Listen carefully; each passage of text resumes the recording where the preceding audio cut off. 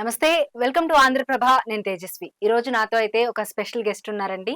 తను మరెవరో కాదు, డాక్టర్ దూదిమెట్ల బాలరాజు గారు. Bhuvanagiri MP ticket aspirant BRS నుంచి. అలాగే ప్రముఖ ఉద్యమకారుడు కూడా ఆయన. అలాగే మాజీ sheep and goat corporation chairperson. So ఆయనతో మాట్లాడదాము. ఇప్పుడు తెలంగాణలో రాజకీయాలు అయితే అసలు మామూలు మలుపులు తిరగట్లేదు. ఆయన ఉద్దేశం ఏంటి? టికెట్ వస్తుందా తనకి? వస్తే ఏంటి? రాకపోతే ఏంటి? అసలు ఏమనుకుంటున్నారు? ఇవన్నీ కూడా తన మాటలోనే తెలుసుకుందాము. నమస్తే బాలరాజు గారు. నమస్తే తేజస్విని గారు. ఎలా ఉన్నారు? బాగున్నా మేడం. ముందుగా మీకు, అదేవిధంగా ఆంధ్రప్రభ డిజిటల్ టీవీ యాజమాన్యానికి, టెక్నీషియన్స్ కి ముందుగా ఆర్థిక శుభాకాంక్షలు తెలియజేస్తా ఉన్నా. ఈ సమాజంలో ఉన్నటువంటి అనేక రకాల అవగాహనలు కావచ్చు, అసమానతలు కావచ్చు, సామాజిక పరిస్థితుల్ని, అదేవిధంగా ప్రజల మధ్యకు, అదేవిధంగా ప్రభుత్వాల మధ్యన వారధిగా ఉంటూ ఆంధ్రప్రభ డిజిటల్ టీవీ రంగంలో, పత్రికా రంగంలో ఎట్లయితే విజయం సాధించిందో డిజిటల్ టీవీ రంగంలో విజయం సాధించాలని నేను కోరుకుంటూ మీకు ముందుగా తేజస్వినికి శుభాకాంక్షలు. థ్యాంక్ యూ సో మచ్ అండి. సో నేను ఇప్పుడు ముందుగా చెప్పినట్లుగానే అసలు మెయిన్ పాయింట్ నుండే స్టార్ట్ చేయాలనుకుంటున్నాను. భువనగిరి ఎంపీ టికెట్ మీకు వస్తుంది అని చెప్పి మీ పేరైతే చాలా గట్టిగా వినిపిస్తుంది. నిజమేనా? అది మీకే వస్తుందంటారా? 100% కేసీఆర్ సైనికుడిగా నాకు అవకాశం ఉంది, అర్హత ఉంది. ముందుగా ఈ క్రమంలో అంటే తెలంగాణ రాష్ట్రంలో 2014లో కేసీఆర్ నాయకత్వంలో ప్రభుత్వం ఏర్పడి 2023 వరకు కేసీఆర్ నాయకత్వంలో ప్రభుత్వంలో ఉండి ఎప్పుడైతే అధికారం కోల్పోయినో కేసీఆర్ పని అయిపోయిందంటే కేసీఆర్ పని అయిపోలేదురా. 65 లక్షల మంది కేసీఆర్ సైనికులు ఉన్నారు. ఆ 65 లక్షల సైనికులలో దూదిమెట్ల బాలయాదవ్ ఉన్నాడు.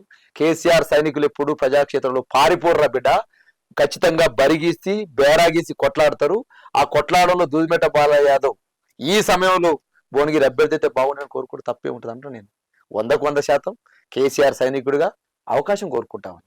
అవకాశం ఎందుకు కోరుకుంటామంటే ఈ సమయంలో కేసీఆర్ సైనికుడు పారిపోతురని కొంతమంది, బీఆర్ఎస్ పార్టీ పని అయిపోయిందని కొంతమంది, కేసీఆర్ పని అయిపోయిందని కొంతమంది, అసలు బీఆర్ఎస్ పార్టీ అభ్యర్థులు లేరని చెప్పేసి అసలు ఎవరు కూడా పోటీకి రావడని చెప్పే సందర్భంలో ఈ సమయంలో కావాలి కదా కేసీఆర్ సైనికులు ఏందో చూపెట్టాలి కదా. కాబట్టి భువనగిరి ఇవ్వండి సీట్ సార్, మీ సైనికులు నేను కొట్లాడతా, 100% విజయం సాధిస్తా అని చెప్తా ఉన్నా. అన్ని రకాల అవకాశాలు కూడా ఉన్నాయి. ఎందుకంటే తెలంగాణ సమాజం ఉద్యమం నేపథ్యం ఉన్న వాళ్ళకు, అదేవిధంగా పేదరికం నుంచి వచ్చిన వాళ్ళకు, అదేవిధంగా ఇవాళ ఉస్మాన్ సిటీలో నేను విద్యార్థి రాజకీయాలకు వచ్చి 1990 నుంచి రాజకీయాల్లో ఉన్నాను. అంటే సుమారు 24 సంవత్సరాలు ఒక విద్యార్థి నాయకుడిగా ఆరంభించి ఒక పల్లెటూరు పిల్లవాడు పార్లమెంటుకు ప్రయాణించాలని ఆలోచన రాకూడదు అంటున్నాను నేను. 100% ఈ పల్లెటూరు పిల్లగాన్ని పార్లమెంటు పంపించే ప్రయత్నం కేసీఆర్ చేస్తాడని నమ్మకంతో ఇలా టికెట్ అడుగుతా ఉన్నా. ఇంకొక అంశం కూడా, భువనగిరి పార్లమెంట్ సంబంధించి బలహీన వర్గాలకు మొదటి నుంచి వెన్నుదన్నగా ఉన్నట్టు ప్రాంతం. 2009 మహాకూటమి అభ్యర్థిగా బీసీకి అవకాశం ఇచ్చినారు. 2014లో బీసీకి అవకాశం ఇచ్చినారు. 2019 ఎలక్షన్లో బీసీకి అవకాశం ఇచ్చినారు. మా పార్టీలో బీసీగా నిలబడి గెలిచినటువంటి అభ్యర్థి తదనంతరం 2019 ఎలక్షన్ ఓడిపోవడంతో వేరే పార్టీకి పోవడం వల్ల అక్కడ వేకెన్సీ ఉంది. వేకెన్సీ ఉన్నప్పుడు నేను ఇవాళ అడగట్లే, ఇవాళ ఇంకా కసి పెరుగుతా ఉంది.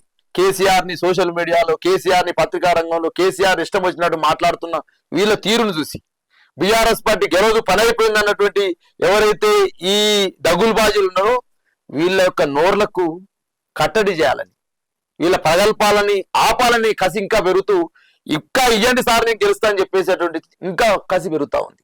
ఆ క్రమంలోనే బలహీన వర్గాల ఓట్ బ్యాంక్ మేడం నేను అంటాను తేజస్విని గారు, 16 లక్షల ఓట్లున్నాయి అక్కడ. ప్రతి ఎన్నికల్లో 2014 చూసుకున్నా, 2019 చూసుకున్నా 12 నుంచి ఓట్లు పోలవుతాయి, 12 లక్షల ఓట్లు పోలవుతాయి. ఆ 12 లక్షల ఓట్లలో సుమారు 9 లక్షలు బలహీన వర్గాల ఓట్లువి. అందులో గొల్లకుర్మ సామాజిక వర్గం ఓట్లు 2,75,000 ఓట్లు. ఒకవైపు బీసీ నేపథ్యం, ఒకటి గొల్లకుర్మ యాదవ సామాజిక వర్గం, అదేవిధంగా నా భార్య ఉస్మాన్ సిటీలో చదువుకుంటాను, తను కూడా డాక్టరేట్, తను కూడా ఉద్యమంలో ఉంది. కేసీఆర్ గారి ఆధ్వర్యంలోని మా పెళ్లి జరిగింది ఉద్యమంలోని. ప్లస్ తను లవ్ మ్యారేజ్, ఆమె దళిత్ మాదిగ సామాజిక వర్గం, ఆమె భువనగిరి ప్రాంతానికి చెందింది. నేను నెకరికల్ ప్రాంతం. ఇలా భువనగిరి పరిధిలో 7 కాన్స్టిట్యున్సీలలో ఆమె భువనగిరి లోకల్ అయిపోద్ది, నేను నెకరికల్ లోకల్ అవుతాను. 2 సామాజిక వర్గాలు పనిచేస్తాయి. ప్లస్ 24 సంవత్సరాలు నేను వామపక్ష నేపథ్యం నుంచి వచ్చిన ఈ భువనగిరి ప్రాంతంలో 7 కాన్స్టిట్యున్సీలు కూడా సిపిఎం గెలిచిన ప్రాంతాలు. గతంలో నెకరికల్లు, తుంగతుర్తి, జనగామ, అదేవిధంగా మన ఇబ్రహీంపట్నం సిపిఎం గెలిచిన ప్రాంతాలు, మునుగోడు, అదేవిధంగా ఆలేరు, సిపిఐ గెలిచిన ప్రాంతాలు. అంటే వామపక్ష నేపథ్యం నుంచి రావడం అనేది నాకు ఇంకో అడ్వాంటేజ్. అంటే ఇలా దూదిమెట్ల బాలరాజు యాదవ్ బీఆర్ఎస్ పార్టీ అభ్యర్థి అయితే కేసీఆర్ సైనికుడు అక్కడ పోటీ చేస్తే ఇన్ని అవకాశాలు నా మెరిట్స్ గా ఉన్నవి. ఒకటి, బలహీన వర్గాల సామాజిక వర్గం చెందడం.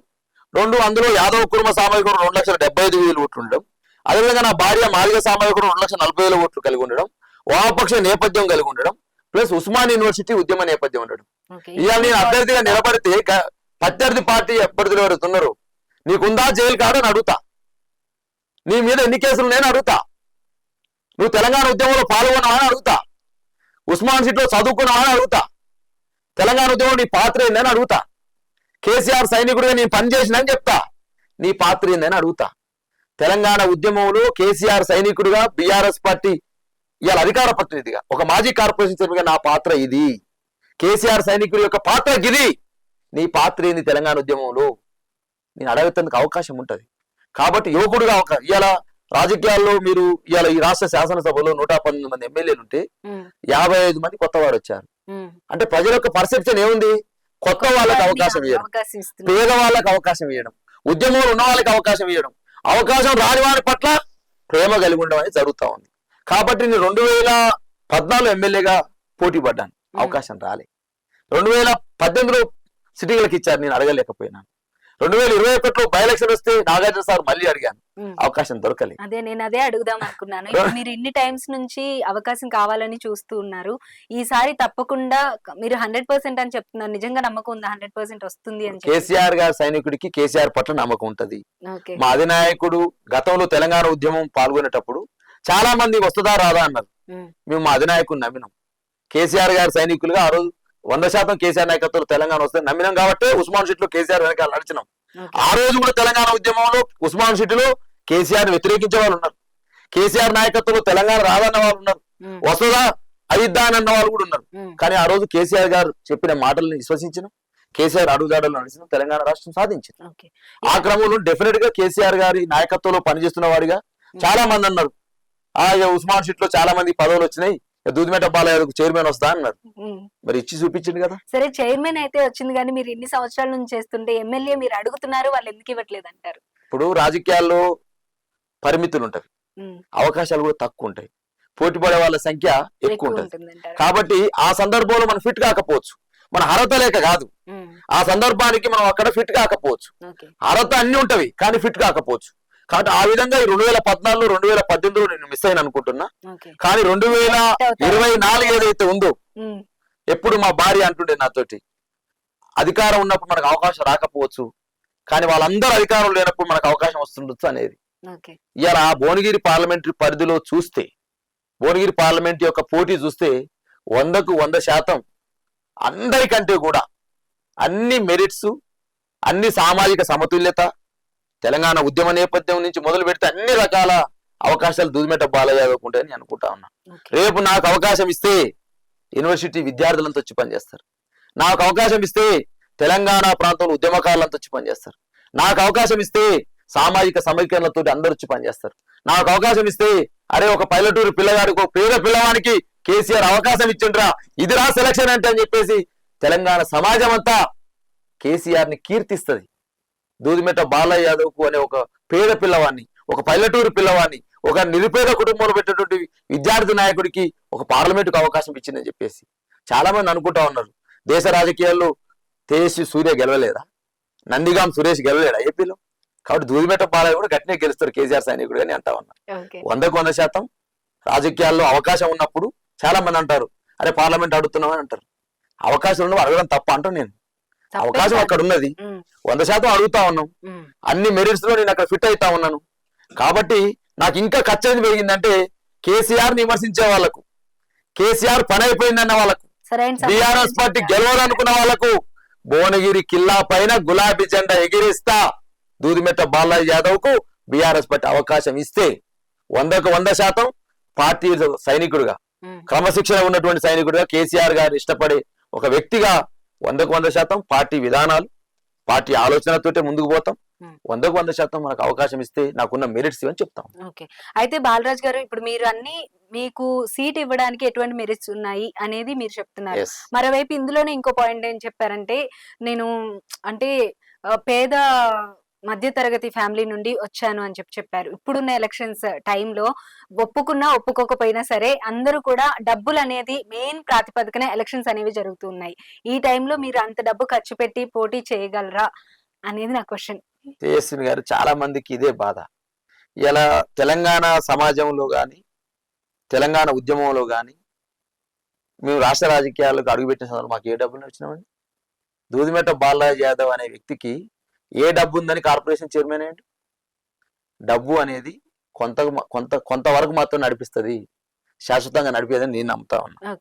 ఈ దేశంలో ఉన్నటువంటి కర్ణాటక ఎలక్షన్ చూడండి, డికే శివకుమార్ యొక్క అఫిడవిట్ చూడండి మీరు, 1413 కోట్లు ఉంటుంది ఆయన ఆస్తి. ఈ దేశంలో రిచెస్ట్ ఎమ్మెల్యే డికే శివకుమార్. కానీ డికే శివకుమార్ ముఖ్యమంత్రి కాలే. ఎవరైనా? సిద్ధిరామయ్య. సిద్ధిరామయ్య అఫిడవిట్ చూడండి మీరు, 50 కోట్లు ఆయన ఆస్తి. మీరు చూడండి సిద్ధిరామయ్య అఫిడవిట్ చూడండి మీరు. ఏమంటే డబ్బు అనేది కొంతవరకు నడిపించగలుగుతుంది, కానీ శాశ్వతంగా అది పరిమితం మాత్రం తప్ప శాశ్వతం కాదని నా అభిప్రాయం. ఇలా అనేక మంది డబ్బు లేని వాళ్ళు రాష్ట్ర రాజకీయాలు ఉన్నారు. ఇలా మీరు శాసనసభ లిస్టు తీయండి, చాలా మందికి ఏంటంటే ఒక 10 మందిని 5 మందిని చూపించి డబ్బే శాసిస్తుంది, డబ్బున్న వాళ్ళే రాజకీయాలు చేస్తారు, డబ్బు తప్ప ఇంకేం లేదని చెప్పేసి మాట్లాడతారు. ఈ రాష్ట్ర శాసనసభలో ఎమ్మెల్యేల యొక్క ఆస్తిలో చూడండి మీరు, అఫిడవిట్ చూడండి. ఈ రాష్ట్రంలో ఉన్నటువంటి రాజ్యసభ సభ్యుల యొక్క తీరు చూడండి. నేను అడుగుతా ఉన్నా, బండ ప్రకాష్ ఆస్తులు ఎంత, డాక్టర్ కేశవరావు ఆస్తులు ఎంత, మా బడుగుల లింగయ్య యాదవ్ ఆస్తులు ఎంత? నేను అంటా ఉన్నా, నేను రాములు గారు బీజేపీలో పోయి మధ్య మా పార్టీలో ఆయన ఆస్తులు ఎంత? అంటే రాష్ట్ర రాజకీయాల్లో రావాలంటే ప్రజల పట్ల ప్రేమ ఉండాలి, ప్రజా సమస్యల పట్ల అవగాహన ఉండాలి. నేను దూదిమెట్ల బాలరాజ్ అనేవాడు ప్రజల మీద పిచ్చితో రాజకీయాలకు వచ్చాను. ఇవాళ ఇంటర్మీడియట్ 10th లో డిస్టింక్షన్, నేను ఇంటర్మీడియట్ లో 72.8%, పీజీలో 70, పీపీహెచ్లో 70, అన్ని రకాలుగా డిస్టింక్షన్ ఉన్నా. ప్రజల దగ్గర మాత్రం 36 మార్కులు అని కోరుకుంటా ఉన్నా. ప్రజా పరిపాలనలో ప్రజలంటే పిచ్చితో రాజకీయాలకు వచ్చాను నేను, ప్రజలకు సేవ చేయడంలో పిచ్చితో రాజకీయాలకు వచ్చాను నేను.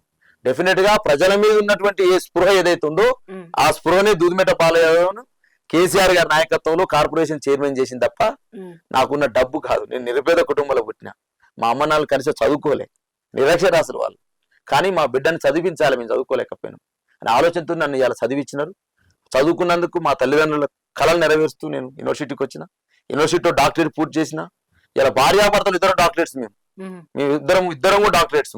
700 మంది యూనివర్సిటీలో డాక్టరేట్ అందుకుంటే భార్యాభర్తలు ఒకేసారి ఒకే వేదిక మీదుగా డాక్టరేట్ అందుకోవడం అనేది మంచి రికార్డు. 2017 కాన్వకేషన్లో నేను ఏమంటున్నానంటే, ఇలా మా భార్య డబ్బులేం లేవు, మేము ఉన్నత కుటుంబంలో ఏం పుట్టలే, కానీ కేసీఆర్ గారిని ఒప్పించినాం కదా, కేసీఆర్ గారిని మెప్పించిన కదా. కేసీఆర్ అంటే రాజకీయ చాణక్యుడు, అటువంటి రాజకీయ చాణక్యుని చేత నేను పదవి తీసుకోగలిగిన కదా, ఒప్పించి మెప్పించి. కాబట్టి 100కు 100% ఈ సందర్భంలో కూడా దూదిమెట్ల బాలరాజ్ యాదవ్ అంటే ఒక కేసీఆర్ వెపన్ ని భువనగిరిలో ప్రయోగిస్తే డెఫినెట్ గా ఈ ప్రయోగం సక్సెస్ అవుతుంది అనే భావన నేను చెప్పేది కాదు, ప్రజల నుంచి వస్తా ఉంది.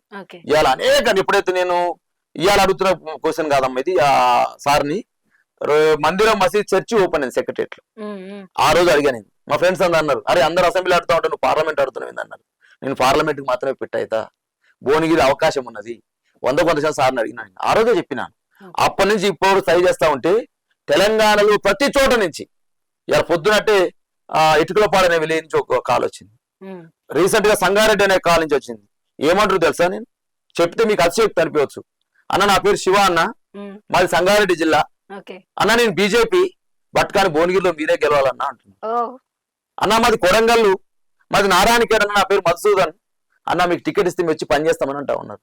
అన్న మాది జిన్నార మండలం మంచిర్యాల జిల్లా, ఎక్కడ జిన్నారం ఎక్కడ మంచిర్యాల జిల్లా ఎక్కడ దూదిమెట్ట బాలరాజ్ యాదవ్ అన్న, కేసీఆర్ గారు అవకాశం మీకు ఇస్తే మీకు వచ్చి పని చేస్తామని అంటా ఉన్నారు.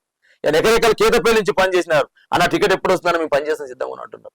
హుస్నాబాద్, తొక్కాపురం, సిరిపురం, లక్ష్మాపురం, శోభనాద్రిపురం అనేక గ్రామాలు ఎక్కడ పోయినా అన్న మీరు పైసలు లేవని బాధపడకండి, మా ఊర్లో మేము పెట్టుకుంటాం అన్న. మాది ఆరూరు అన్న, ఇబ్రహీంపట్నం నియోజకవర్గం ఆరూరు గ్రామం అన్న మాది, మా బాలని ఊరన్న, మా ఆదిబట్ల తీదికి వస్తన్న, మా గ్రామంలో మేము పైసలు పెట్టుకుంటాం, మీరు పైసలు లేవని బాధపడకండి అని అన్నారు.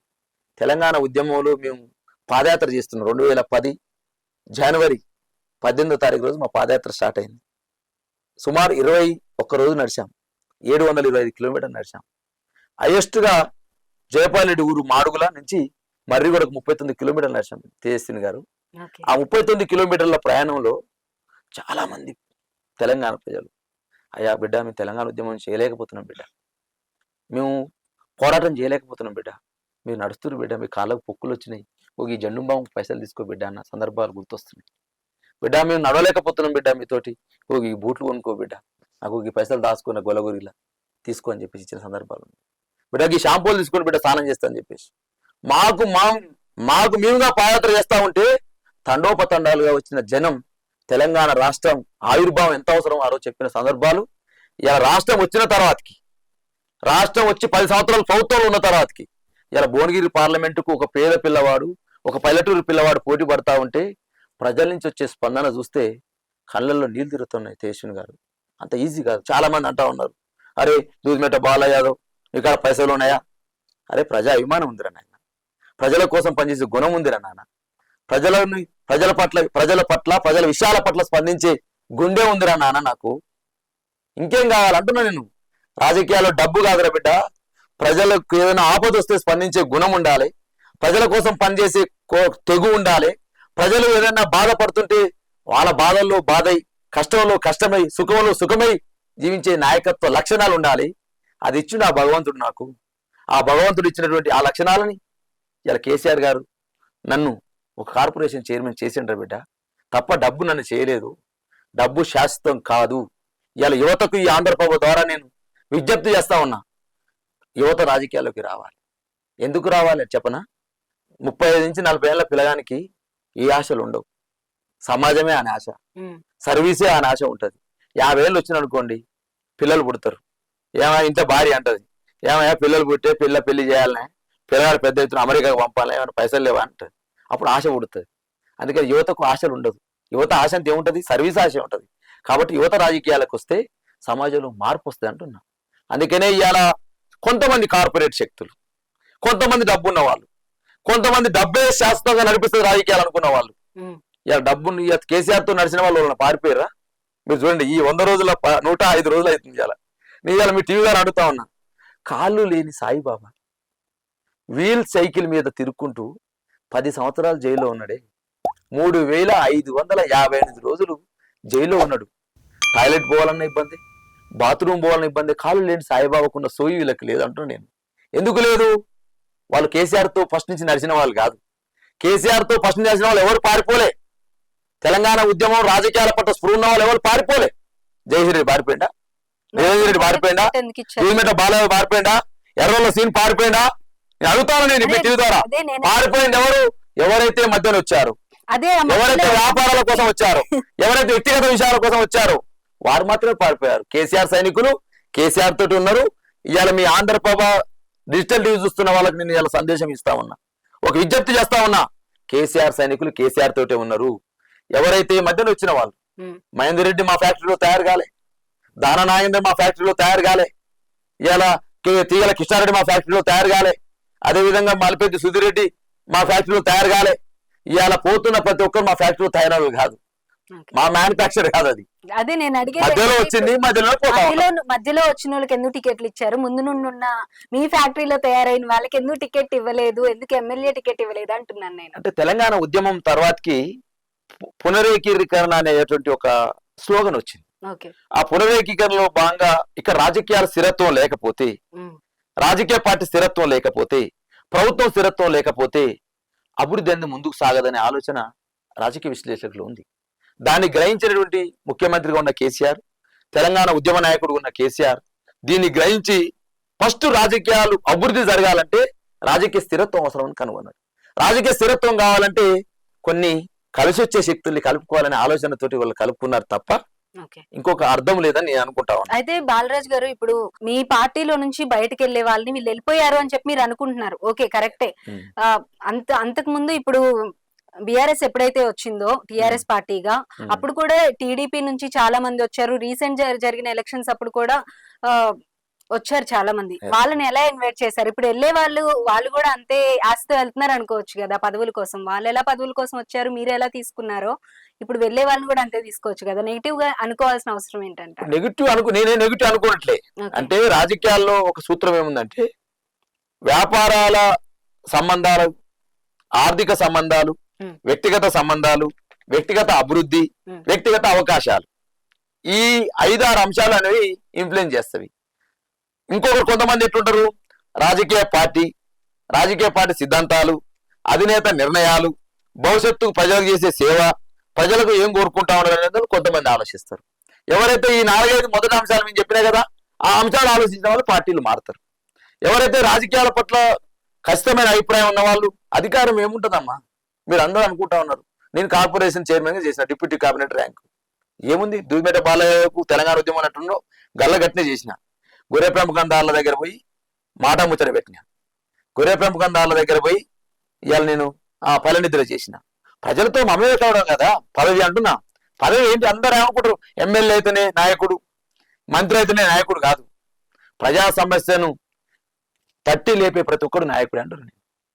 ప్రజా సమస్యను తట్టి లేపే ప్రతి ఒక్కడు, ప్రజల గుండెను తాకే ప్రతి ఒక్కడు, ప్రజల గుండెల్లో ఉన్న బాధల్ని వెలికి తీసి ఈ నీ బాధ కాదు ఇది నా బాధ అని నేర్పే ప్రతి ఒక్కరు నాయకుడే అంటారు. నేను నాయకత్వం అంటే నిర్వచనాలు మారిపోయినాయి ఈ రోజులలో. నాయకత్వం అంటే, నాయకుడు అంటే ఎమ్మెల్యే అయితేనో మంత్రి అయితేనో నాయకుడు అనుకుంటా ఉన్నారు. మంత్రి అయితే ఎమ్మెల్యే అయితే ఏమనుకుంటారు, రాజకీయాలంటే ఏమనుకుంటున్నారు, రియల్ ఎస్టేట్ దందా చేయడం అనుకుంటా ఉన్నారు. రాజకీయాలంటే వానికి పంచాయతీ పెట్టడం అనుకుంటున్నారు.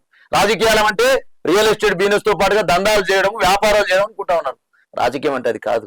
రాజకీయం అంటే అన్నార్తులు ఎవరున్నారు, అభాగ్యులు ఎవరున్నారు, అన్నార్తులు అనాథలుండని ఆ నవయుగ మదెంత దూరం, కరువంటూ కాటకమంటూ కనిపించని కాలాలు ఎప్పుడు అనే దాశరథి రాసిన పాట నుంచి పుట్టిన రాజకీయం.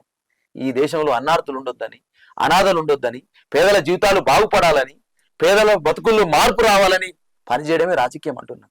కానీ ఇప్పుడున్న సమాజంలో రాజకీయ నిర్వచనం మార్చేసారు. రాజకీయం అంటే రియల్ ఎస్టేట్ దందా, రాజకీయం అంటే పైసలు సంపాదించడం, రాజకీయం అంటే వ్యాపారాలు చక్కబెట్టుకోవడం, రాజకీయం అంటే వానికి పంచాయతీ పెట్టడం, రాజకీయం అంటే ఇన్ని రకాల కోణాలు వచ్చినాయి. రాజకీయం అంటే అది కాదు.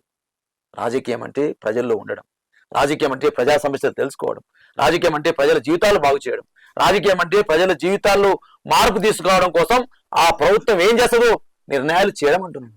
ఈ థియరీ మర్చిపోయిన తర్వాతకి ఇలా జర్నలిజం 4th పిల్లర్ అని చెప్పుకుంటాం. జర్నలిజం ఆ పాత్ర వహించాలి. శాసన వ్యవస్థ ఆ పని చేయాలి, జ్యుడిషియరీ ఆ పని చేయాలి, పొలిటికల్ సిస్టమ్ ఆ పని చేయాలి. ఇవన్నీ కూడా ఒక మెయిన్ పిల్లర్ గా ఉన్నటువంటి వీళ్ళు మన కోణాన్ని మర్చిపోయాను. అసలు యువతకి చెప్పట్లే మనం. ఎవరు చెప్తా ఉన్నారు, ఎవరింటూ చేసినా దూదిమేట పార్లమెంట్ ఆడుతుంది కదా, దగ్గర పైసలు ఉన్నాయా అని. పైసలు ఎందుకు రా నాయన? కేజ్రీవాల్కి ఏ పైసలు ఉన్నాయి, మోదీకి ఏ పైసలు ఉన్నాయి? అట్ట అనుకుంటే అదాని అంబానీ అవుతాడు కదా ఈ దేశానికి ప్రధానమంత్రి అంటున్నా. ఈ రాష్ట్రానికి ముఖ్యమంత్రి కేసీఆర్ ఎందుకు అవుతాడు తల్లి? ఈ రాష్ట్రానికి కేసీఆర్ ఎందుకు అవుతాడు? పైసలు కావాలనుకుంటే మైవం రామేశ్వరం అవుతాడు, లేకపోతే మెగా కిషారెడ్డి అవుతాను అంటున్నా. నేను ఏమంటున్నంటే పైసలు అనేవి ప్రామాణికం కావు. ఈ పైసలు అనే దాన్ని ముందు పెట్టి ఎవరైతే ప్రజల కోసం పనిచేయాలని తపన ఉన్న వాళ్ళని వెనకకు నెట్టేసి కుట్ర అంటూ నేను. కాబట్టి తెగువ, ధైర్యం, చేవ, దమ్ము, ప్రజల పట్ల ప్రేమ, ప్రజల పట్ల పిచ్చి, ప్రజల కోసం కొట్లాడాలని తపన ఉంటే రాజకీయాలు సక్సెస్ అవుతాడు. దూదిమెట్ట బాలయ్య ఆంధ్రప్రభ ద్వారా చెప్తా ఉన్నా, 100కు 100% ప్రజల మీద పిచ్చితోటి రాజకీయాలకు వచ్చినాం. ఇలా ఉద్యోగం చేసుకోవచ్చు. నేను డాక్టరేట్ని, నా భార్య డాక్టరేట్, ఇంత ప్రొఫెసర్ ఇద్దరం చేసుకోవచ్చు. అసిస్టెంట్ ప్రొఫెసర్ అవుతాం, 2 లక్షలు మనకి జీతం వస్తుంది, 4 లక్షలు వస్తుంది. మంచి హాయిగా టుంగుటూయాలు కట్టుకోవచ్చు, 200 గదాలు కొనుక్కొని హాయిగా ఉండొచ్చు, పిల్లలు చూసుకోవచ్చు. కానీ నిరంతరం ప్రజల కోసం పనిచేయాలి. పొద్దునట్టే అన్నా నీలోఫర్ హాస్పిటల్లో మా బాబు ఉండన్నా, మా బాబుకి 21 నెలలన్నా, పాపం ఇక్కడనే అంకుర హాస్పిటల్ బోడుపల్లి తీసుకుపోయినన్నా, కానీ అక్కడ సీరియస్ ఉందంటారు అన్న అని వెంకటేష్ అనే పిల్లవాడు ఆలేరు కాన్సెన్సీ సాధువెల్లి విలేజ్ నుంచి ఫోన్ చేశాడు నాకు. వాని కోసం నీలోఫర్ హాస్పిటల్లో మాట్లాడి 12 గంటల 19 నిమిషాలు రాత్రి తమ్మి ఎట్లుంది బాబుగాని అడగడంలో ఉన్న తృప్తి ఇంకేడని వస్తుందా? ఆ పిల్లవాడు ఫోన్ చేసి అన్నా చాలన్నా అంటే ఇంకేం కావాలమ్మా జీవితంలో, ఇన్ని కోట్లుంటే వస్తుందా తృప్తి అంటున్నా. నేను బయటికి వెళ్ళినప్పుడు అన్నా మీరు గ్రూప్ 2 కోచింగ్ ఇప్పించారు నాకు, నేను ఇలా కానిస్టేబుల్ అయినా అన్న, నా కానిస్టేబుల్ కోచింగ్ అప్పుడు మీరు సాయం చేసారు అన్న, చైతన్య కాలంలో మీరు చెప్తే 10 రూపాయలు తగ్గినాయి, పలానా కాలంలో మీరు చెప్తే పైసలు తగ్గినాయి, ఫలాని గ్రూప్ 1 కోచింగ్ ఇప్పించారన్నా మీరు అని కోకొల్లలు. అంటే యూనివర్సిటీ ఉన్నాం కాబట్టి, విద్యార్థి నాయకుడిగా ఉన్నాం కాబట్టి, విద్యా సంస్థలతోటి అనుబంధం ఉన్నది కాబట్టి, ఈ సుమారు 2002లో అడుగుపెట్టా యూనివర్సిటీలోకి. అంటే 22 ఏళ్ళు. ఈ 22 ఏళ్ల విద్యార్థి రాజకీయ ప్రజా జీవితంలో చేసిన వాళ్ళు, అనుభవించిన వాళ్ళు. నిన్న మా ఊరికి వెళ్ళా, ఓ చెల్లె కలిసింది. అన్న నా కొడుకు హాస్పిటల్ ఉండే అన్న, కొత్తపేట హాస్పిటల్లో. మీరు అప్పుడు ఫోన్ చేసి చెప్పారన్న, బాగైంది. వీకే నా కొడుకు నువ్వు టీవీలో వచ్చినప్పుడల్లా నేను చూస్తుంటాను. ఇంకేం కావాలి తేజస్విని? అందరు అనుకుంటారు ప్రజా జీవితంలో పైసలలో తృప్తి ఉందని, ఆరాటాల్లో తృప్తి ఉందని. పోరాటాల్లో తృప్తి కాదమ్మా, ప్రజల కోసం పనిచేయడంలో తృప్తి అంటున్నా. ఆ తృప్తి మనకు ఎదురై పడ్డప్పుడు, మీరు చేసిన సాయం వదిలించినప్పుడు అంతకంటే తృప్తి ఏం కావాలంటున్నా. దీన్ని నేర్పాలి యువతకు, దీన్ని సింబల్ గా నేర్పాలి. కానీ ప్రతి ఒక్కరు ఇదే అధికారం, మంత్రి, ఎమ్మెల్యే, పైసలు, ఇదేనా రాజకీయం? అయితే ఇప్పుడు మీరు గోడ్స్ అండ్ షీప్ కార్పొరేషన్ చైర్మన్ కదా, దీనికి సంబంధించి కూడా చాలా అవకతవకలు జరిగాయి అని చెప్పి చాలా న్యూస్ వచ్చింది దీనిపైన. దానిపైన మీరు ఏం చెప్తారు అసలు? ఇప్పుడు నేనున్నది 2022లో ఎక్కిన. నేను 2021 డిసెంబర్ 17 నాడు మా కేసీఆర్ గారు పోస్ట్ ఇచ్చారు. 30వ తారీఖున ప్రమాణ స్వీకారం. 2022లో ఎక్కినట్టు. నేనున్నది 19 నెలలు. 19 నెలల కాలంలో నేను 30,000 యూనిట్లు పంచినాను. ఎక్కడ కూడా ఒక చిన్న అవకతవక జరగకుండా ప్రజలకు సర్వీస్ చేయాలనే ఆలోచనతోటి కేసీఆర్ గారు కూడా అద్భుతమైనటువంటి ప్రాజెక్ట్ ఇది. అంత ఈజీ కాదు. ఈ రాష్ట్రంలో ఉన్నటువంటి యాదవ కుర్మ సోదరుల యొక్క ఆర్థిక అభివృద్ధి కోసం 7,61,896 మంది సభ్యులను గుర్తించి మొదటి విడతలో 3,93,895 మంది లబ్ధిదారులకి 84 లక్షల గొర్రె పిల్లలు పంచినాం. అంత ఈజీ కాదు. 84 లక్షల గొర్రె పిల్లలు పంచినాం. 5,001 కోటి రూపాయలు ఖర్చు పెట్టినాం. ఈయన ద్వారా మాంసం ఉత్పత్తి పెరిగింది, గొర్రెల సంపద పెరిగింది, గొల్ల కుర్మల్లో యాదవ కుర్మల జీవితాల్లో జీవన ప్రమాణం పెరిగింది. బట్ కానీ వ్యవస్థలో మనం ముందుకు పోతున్నప్పుడు 5 ఏళ్ళు ఎట్లయితే చక్కగా ఒక తీరుగా లేవో, వ్యవస్థలో కూడా కొన్ని లోటుపాట్లు ఉంటాయి. కేసీఆర్ గారు ఒక్కరే దీన్ని చూడరు కదా, మంత్రి గారు ఒక్కరే చూడరు కదా. పైనుంచి కింది దాకా ఒక నిశ్చల మెట్ల వ్యవస్థ ఉంటది. కింది స్థాయిలో తేజస్వికి ఉన్నటువంటి ఆలోచన విధానం దూదిమెట్ట పాలకు ఉండాలని లేదు, మీ యజమాని అనుకున్న ఆలోచన విధానం నీకు ఉండాలని లేదు. కాబట్టి కింది స్థాయిలో కొన్ని పొరపాటు జరిగినాయి. ఆ జరిగిన పొరపాటును ఎప్పుడు కూడా ఉపేక్షించలే. ఎప్పుడైనా కూడా ప్రజల కోసమే పనిచేసింది కేసీఆర్ సర్కార్. ప్రజలకు భావిజన ఆలోచనతో పెట్టాం కదా స్కీము. ఒకరు మీరు అంటా ఉన్నారు, ఇన్ని అవకతవకలు జరుగుతా స్కీమ్ పెడతా వాళ్ళన్నా, అవకతవకలు పడుకో స్కీమ్ పెట్టరు కదా. ప్రజల బాగోగులు కోసం చేస్తారా అమ్మా? నేనేమంటున్నా అంటే, జరగకుండా చూసుకోవాలనుకున్నప్పుడు నేను చెప్పినాను, అందరూ ఒక తీరు ఉండరు కదా. మనం పని చేయాలన్నా కింది స్థాయిలో అందరూ పని చేయాలని లేదు కదా. జరిగినట్టు మీద విచారణ జరుగుతూ ఉంది. ఎవరు తప్పు చేస్తే వాళ్ళు శిక్ష పడతారు 100%. ఏ ప్రభుత్వం వచ్చినా, ఏ ప్రభుత్వం పైన ఏ ప్రభుత్వం తప్పు చేయమని చెప్తారా? ఏ ప్రభుత్వం తప్పు చేయమని చెప్పదు, ఏ ముఖ్యమంత్రి తప్పు చేయని చెప్పాడు, ఏ మంత్రి తప్పు చేయని చెప్పాడు. కానీ మనుషులు ఒక తీరు ఉండరు కదా, మనిషి యొక్క ఆలోచన ఒక తీరు ఉండదు కదా. అది 4 రూపాయలు వస్తున్నాయి వీడు అనుకుంటారు. ఓడు పైసలే లెక్క చేయడు. నా అలాంటి అయితే పైసలు శాస్త్రం కదా అంటాం. ఓడు పైసలతోనే బతాడు, ఓడు పవర్తోనే బతాడు, ఇక పవర్ లేకపోతే గిరగిరగల ఒకడు. మరి ఎవరి రోజులు జరుగుతుంది అదే కదా. మరి మాకు 2001 నుంచి పార్టీ పెట్టిన తర్వాతకి 2014 వరకు బీఆర్ఎస్ పార్టీకి, బీఆర్ఎస్ పార్టీ శ్రేణులకు, బీఆర్ఎస్ పార్టీ కార్యకర్తలకి, కేసీఆర్ గారి సైనికులకు ఏ పవర్ ఉందమ్మా? మా పవర్ 10 ఏళ్ళ తల్లి ఉన్నది. 10 ఏళ్ళు 9 సంవత్సరాలు 6 నెలలు మాత్రమే. 6 నెలలు అప్పుడు ముందు పోతే మన ముందస్తు ఎన్నికలకే పోతుంది. మాకున్నది ఎంత? 24 ఏళ్లలో ఎన్ని సంవత్సరాలు పదవులు ఉన్నాం కేసీఆర్ గారి నాయకత్వం? 9 ఏళ్ళు 6 నెలలు. అంతే, మిగతాదంతా పదవి లేకుంటే కదా. కాబట్టి పదవి కోసం లేదంటారు. కేసీఆర్ సైనికులకు లేదంటున్నా, ప్రజల మీద ధ్యాస ఉంది కేసీఆర్ సైనికులకి. కేసీఆర్ నిరంతరం ఈ ప్రజల కోసం ఆలోచిస్తాడు. ఈ తెలంగాణ ఎట్లా బాగుపడాలి, ఈ తెలంగాణలో ఉన్న ప్రజల జీవన ప్రమాణం ఎట్లా పెరగాలి, ఈ తెలంగాణలో రైతాంగ స్థితిగతులు ఎట్లా పెరగాలి, ఈ తెలంగాణలో మహిళల స్థితిగతులు ఎట్లా పెరగాలి, ఈ తెలంగాణలో నిరుద్యోగుల స్థితిగతులు ఎట్లా పెరగాలి, ఈ తెలంగాణలో ప్రతి పౌరుడు యొక్క జీవన ప్రమాణం ఏ విధంగా పెరగాలనే ఆలోచన విధానం కేసీఆర్ది. కానీ కేసీఆర్ గారిని అబాస్ పాలు చేసి, కేసీఆర్ గారి ప్రభను, కేసీఆర్ గారి ప్రతిభను, కేసీఆర్ చేసిన ప్రగతిని అబాస్ పాలు చేస్తే మీ మీద గొప్పలం అవుతుందని చెప్పేసి పిట్ట కొంచెం కూతగానం అన్నట్టు ఇప్పుడున్న ముఖ్యమంత్రి చేస్తా ఉన్నట్లు. అదే ఇప్పుడు మీరు చెప్పినట్లు ఇంత లేడీస్ గురించి కానీ, లేకపోతే ఎడ్యుకేషన్ కి సంబంధించి కానీ, అభివృద్ధికి సంబంధించి కానీ అంతా చాలా బాగా చేశారు, బాగా జరిగిందనేది కూడా చాలా మంది అనుకుంటున్న విషయమే. కానీ అసలు బీఆర్ఎస్ పార్టీ ఎందుకు ఓడిపోయిందంటారు? ఇప్పుడు బీఆర్ఎస్ పార్టీ ఓడిపోవడానికి కర్ణుడి సావుకు 1,00,000 కారణాలు. ఒకటి చెప్పనా, రెండు చెప్తున్నా. కేసీఆర్ గారి యొక్క పరిపాలన విధానంలో ఎక్కడ కూడా లోపం లేదు. దాన్ని కిందికి పంపించే విధానంలో 10 years చూసి బోర్ కొట్టిందంటారా? బోర్ అంటే ఇప్పుడు మేడం, ఇప్పుడు అబద్ధాలు చెప్పేటప్పుడు నేను రూపాయి ఇస్తా అంట, ఆ కెమెరామెన్ దగ్గర 2 రూపాయలు ఉన్నాయి, లేవు కానీ నేను 2 రూపాయలు ఇస్తా మేడం అంటాడు. నువ్వేమనుకుంటావు? బాలాసార్ దగ్గర రూపాయి ఉంది, ఆయన దగ్గర 2 రూపాయలు ఉంది అని అనుకుంటావు. ఇలా రేవంత్ రెడ్డి చేసినట్టే కదే. కేసీఆర్ చేసిన పెద్దానికి కొత్త ఆయన పెట్టిండా?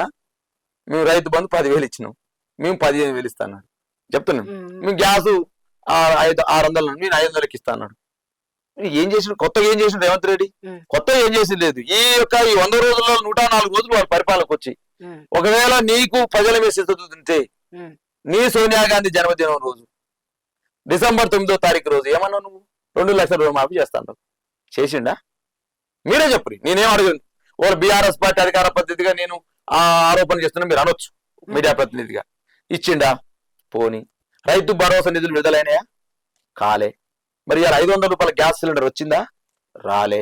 మరి ఇలా 200 ఏదైతే విద్యుత్ సబ్సిడీ ఉంది అది వచ్చిందా? లేదు. ఎంతమందికి ఇచ్చినావు? అన్ని హామీలు అందరికీ వర్తిస్తాయి, కానీ కాంగ్రెస్ పార్టీ కండిషన్ అప్లై, అందరికి ఇవ్వము అని అర్థం. అంటే ఈ రాష్ట్రంలో 1,05,00,000 విద్యుత్ సబ్సిడీదారులు 200 యూనిట్లు వాడుకునే వాళ్ళు. నువ్వు ఎంతమందికి ఇస్తా ఉన్నావు? 40 లక్షల మందికి ఇస్తా ఉన్నావు. ఈ రాష్ట్రంలో 1,24,00,000 మంది గ్యాస్ లబ్ధిదారులు ఉన్నారు, సబ్సిడీ లబ్ధిదారులు. నువ్వు ఎంతమందికి ఇస్తా ఉన్నావు? 40 లక్షల మందికి ఇస్తా ఉన్నావు. ఈ రాష్ట్రంలో 70 లక్షల మంది రైతాంగం రైతు భరోసా నిధుల కోసం విడుదల చేస్తా ఉన్నారు. నువ్వు ఎంతమందికి ఇస్తా ఉన్నావు? 50% మందికి ఇస్తా ఉన్నావు. ఇలా నిరుద్యోగ భృతి ఇస్తామని చెప్పినావు కదా, 4,000 ఇచ్చినావా? ఇయలే కదా. అయ్యో ముసలమ్మకు ముసలాయకు కేసీఆర్ పంచాయతీ పెడుతున్నాడు, 2,000 పింఛను ముసలామకి ఇస్తున్నాడు, ముసలాయకి ఇస్తలేరు, ఇద్దరు మీద పంచాయతీ పెడతా ఉన్నాడు. రేపు కాంగ్రెస్ వస్తుంది, ముసలమ్మను మంచిగా చూసుకుంటాం అన్నాడు. 3 నెలలు అయిపోయా ముసలాయ బతుకులు ఆగమై. 2,000 పింఛను 4,000 అయిందా? 4,8,000 ఇంట్లో వస్తున్నాయా? లేవే. నిరుద్యోగుల జీవితాలను కాపాడండా తేజస్విని గారు? 4,000 నిరుద్యోగ వృత్తి ఇచ్చిండా? 46 జీవో తీసేసిండా? 13,000 కానిస్టేబుల్ ఉద్యోగాలు కేసీఆర్ ఇస్తే ఏమంటారు కదా, ఎక్కడన్నా దొడ్లే ఉన్నాయి, మా దొడ్లు ఇంత చాలన్నట్టుంది రేవంత్ రెడ్డి తీరు. గ్రూప్ 1 నోటిఫికేషన్ ఇచ్చింది కేసీఆర్ నాయకత్వం, గ్రూప్ 2 ఇచ్చింది కేసీఆర్ నాయకత్వం, గ్రూప్ 3 గ్రూప్ 4 ఇచ్చింది కేసీఆర్ నాయకత్వం. ఇవాళ సాఫ్ట్ నర్సు ఉద్యోగాలు ఇచ్చింది కేసీఆర్ నాయకత్వం. మేము నోటిఫికేషన్లు ఇస్తే మేము ఉద్యోగాలు నియామకాలు 40,000 ఉద్యోగాలు మా ఎలక్షన్ కంటే ముందు ప్రాసెస్ ఉన్నాయని చెప్పినాం. 1,60,83 ఉద్యోగాలు మేము నింపినాం. 40,000 ఉద్యోగాలు ప్రాసెస్ లో ఉన్నాయని మేము చెప్పినాం. ఆ 40,000 ఉద్యోగాలు మేమేస్తే రేవంత్ రెడ్డి వచ్చి వాటికి నియామక పత్రాలు ఇచ్చి వదిలిన 30,000 ఉద్యోగాలు అని చెప్పేది అంటా ఉన్నాం. ఇది ఎక్కడ అన్యాయం? ఆయన అన్యాయం కాదా ఇది? అంటే ఇప్పుడు మీరు చెప్పింది ఏంటంటే ఎలక్షన్ కి ముందు మేము నోటిఫికేషన్ ఇచ్చాము పెట్టామని చెప్పి అదేళ్ల నుంచి కూడా చూసుకుంటూ ఉంటారు కదా, ఎంతమందికి ఉద్యోగాలు ఇచ్చారు, అసలు వచ్చిందే ఉద్యోగాల కోసం కదా, మేము మెయిన్ నీళ్లు నిధులు నియామకాలనే ఇదితోనే తెలంగాణ కావాలని చెప్పింది. ఇన్ని 10 సంవత్సరాల్లో ఎన్ని వచ్చాయి ఉద్యోగాలు అనేది ప్రతి ఒక్కళ్ళు అడుగుతున్న క్వశ్చన్. ఇప్పుడు నేనేమంటున్నంటే ఈ భారతదేశంలో భారతదేశ జనాభా ఎంత? 1,40,00,000. ఈ భారతదేశంలో ఉద్యోగుల శాతం లెక్క చెబితే 140 కోట్ల జనాభా. 140 కోట్ల జనాభాలో ఉద్యోగుల శాతం ఎంత? మీరు లెక్క తీయండి. 1% కూడా ఉండరు. తెలంగాణలో ఉన్నటువంటి జనాభా 4 కోట్లు. మన దేశంలో మన రాష్ట్రంలో ఉన్నటువంటి ఉద్యోగాల సంఖ్య 4,10,000. ఎంత అండి? 1.1% ఉంటుంది. నేను ఏమంటున్నంటే ఉద్యోగాలు అందరికీ ప్రభుత్వ ఉద్యోగాలు ఉండవు. ఈ 9.5 ఏళ్ల కాలంలో ఐటీ రంగంలో పారిశ్రామిక రంగంలో మేము తీసుకొచ్చాడు కేటీఆర్ గారు ఒకవైపు, కేసీఆర్ గారు దక్షత ఒకవైపు తోటి 23 లక్షల ప్రైవేట్ అన్ఎంప్లాయ్మెంట్ వాళ్ళకు ఇచ్చినాం, ఉద్యోగాలు ఇచ్చినాం. అదేవిధంగా గవర్నమెంట్ సంబంధించి 1,60,83 ఉద్యోగాలు నింపినాం. 40,000 ఉద్యోగాలు 2,20,000 పైసలకు ఉద్యోగాలని మేము ప్రయత్నాలు చేసినాం. అదే క్రమంలో లోకల్ పిల్లలకి ఉద్యోగాలు కింద 90% రిజర్వేషన్ తీసుకొచ్చినాం. కాళేశ్వరం లాంటి అద్భుతమైన ప్రాజెక్టు కట్టినాం. ఇవాళ కాకులు లెక్క ముత్తుకుంటా ఉన్నారు, ఏది పడుతుంది ఇష్టం వచ్చినట్టు. ఇవాళ మీరు 100 రోజులే కదా, 104 రోజులైంది మీ పరిపాలన అయ్యి. ఇలా ఊళ్ళల్లో ఎండిన పొలాలు దర్శనమిస్తా ఉన్నవి, నీళ్లు లేక రైతులు ఇబ్బంది పడతా ఉన్నారు. అయ్యో కాంగ్రెస్ వస్తే మార్పు వస్తుందంటే రైతులు ఇలా పాటలు పాడుతూ ఉన్నారు. కేసీఆర్ వస్తే చెరువులలో నీళ్ళు వచ్చినాయి, కాంగ్రెస్ వస్తే రైతుల కన్నీళ్ళు నీళ్ళు వచ్చినాయి అంటున్నారు. ఇది ఈ రోజు ఉన్న భాష. ఊళ్ళలో పోతే ముసలయ్య ఏదిరా పింఛన్ 4,000 అన్నారు రేవంత్ రెడ్డి, ఎటుపోయారని చాలా కొత్త దొరుకుతా ఉన్నారు. ఇలా ఇన్ని రకాల ఇబ్బంది పడతా ఉన్నారు ప్రజలు. ట్రాన్స్ఫార్మర్లు కాలిపోతా ఉన్నాయి.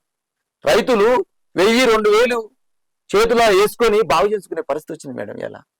ఇలా మార్పు వచ్చిందంటే గిది రేవంత్ రెడ్డి గారు మార్పు వచ్చిందంటే మేడం నేను ఏమంటున్నానంటే, ప్రగతి భవన్లో నువ్వు ఉండవు, ప్రగతి భవన్లో ముఖ్యమంత్రి ఉన్నప్పుడు కంచెలు ఉంటాయా మేడం? ముఖ్యమంత్రి ఉండని ఇల్లుకు కంచె తీసేసి చేసినట్టు మాట్లాడుతున్నాడు. కేసీఆర్ ఇచ్చిన ఉద్యోగాలని చెప్పి ఉద్యోగాలు ఇచ్చినట్టు తెలంగాణ తల్లిని మార్చి తెలుగు తల్లి చేసే ప్రయత్నం చేస్తా ఉన్నాడు. కుమారాటికి న్యాయం చేస్తున్నాడు, తెలుగుదేశం ఓటేసినందుకు తప్ప మా నిరుద్యోగులకు న్యాయం చేస్తలేడు. మరి ఇలా ఏమి నమ్మాలి రేవంత్ రెడ్డిని? అప్పు చేసిండు కేసీఆర్ అని మాట్లాడుతున్నాడు. అయ్యా నువ్వు వచ్చి 104 రోజులు 16,400 కోట్లు అప్పు చేసినావు. మనం ఓన్లీ డిసెంబర్లోనే 1,400 కోట్లు చేశాడు. 16,400 కోట్లు ఈ రోజుకు రేవంత్ రెడ్డి చేసిన అప్పు. ఒక్క పథకాన్ని అమలు చేయకుండా 16,400 అప్పు చేసిన 400 కోట్లు అప్పు చేసిన ముఖ్యమంత్రి వాళ్ళంటే రేవంత్ రెడ్డి. ఇవాళ ట్రాఫిక్ ఆపను నేను, కానీ నా తమ్మునికి మాత్రం ట్రాఫిక్ ఫుల్ ఫ్రీ చేయాలి, మొత్తం కాన్వాయ్ పెట్టుకోవాలి. రేవంత్ రెడ్డి చెప్పే మాటలకు చేసే పనికి పొందం లేదు. కేసీఆర్ అనే 3 అక్షరాలు కాలువలు, చెరువులు, రిజర్వాయర్ల పేరుతో ఏదైతే ఉందో ఏం చెప్పిండో అది చేసిండు. జనాలకు అర్థమైతా ఉంది. అయ్యో కేసీఆర్ ని కోల్పోవడం ద్వారా ఈ నష్టపోయిన జనాలకు అర్థమవుతుంది. అయితే ఇప్పుడు రాబోయే ఎంపీ ఎలక్షన్స్ లో ఎంతవరకు మళ్ళీ బీఆర్ఎస్ పార్టీ గెలుస్తుందని మీరు అనుకుంటున్నారు? 17 స్థానాల్లో ఎన్ని స్థానాలు మీకు వస్తాయి అనుకుంటున్నారు? 100కు 100% కేసీఆర్ గారి నాయకత్వం పట్ల, కేసీఆర్ గారి పరిపాలన విధానం పట్ల, ఈ 9.5 ఏళ్ల కాలంలో కేసీఆర్ చేసిన అభివృద్ధి కార్యక్రమాల పట్ల ప్రజలకు విశ్వాసం ఉంది. కాంగ్రెస్ పార్టీ ఏదైతే 6 గ్యారంటీల పేరుతో ఏదైతే అబద్ధాలు చెప్పిందో ఆ అబద్ధాలు ఇలా తెలిసిపోయింది, అబద్ధాలుగా మారిపోయింది, అమలు చేయరని తెలిసిపోయింది.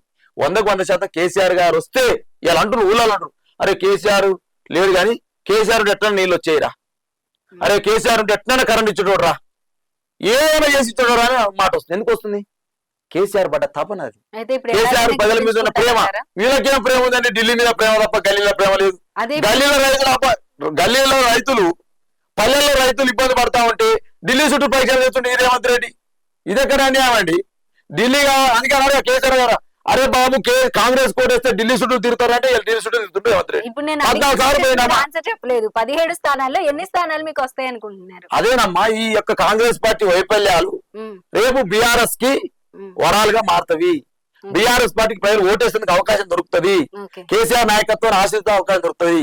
కాబట్టి కేసీఆర్ వైపు చూడకుండా, బీఆర్ఎస్ పార్టీ వైపు చూడకుండా ప్రజలు చేస్తారు ఇక కేసీఆర్ పని అయిపోయింది, బీఆర్ఎస్ పార్టీకి అభ్యర్థులు లేరు, బీఆర్ఎస్ పార్టీ పోటీ ఎంపీలు అభ్యర్థులు లేరు అని ఒక దుష్ప్రచారం, గ్లోబల్ ప్రచారం చేస్తా ఉంటారు. కళ్ళ ముందు కనిపిస్తుంది కూడా. చాలా మంది ఎంపీలు పోటీ చేయమని చెప్పి అటువైపు రంజిత్ రెడ్డి గారిని చూసుకున్నా సరే చేవెళ్ల నుండి ఇట్లా బయటికి వెళ్ళిపోతున్నారు, కనిపిస్తుంది కదా కళ్ళ ముందే. సో అందుకోసమే అంటున్నారు. దానికి మీ ఆన్సర్ ఏంటి? నేనేమంటాడు తేజస్విని గారు, బీఆర్ఎస్ పార్టీ వీక్ అయిందని వీళ్ళే అంటున్నారు.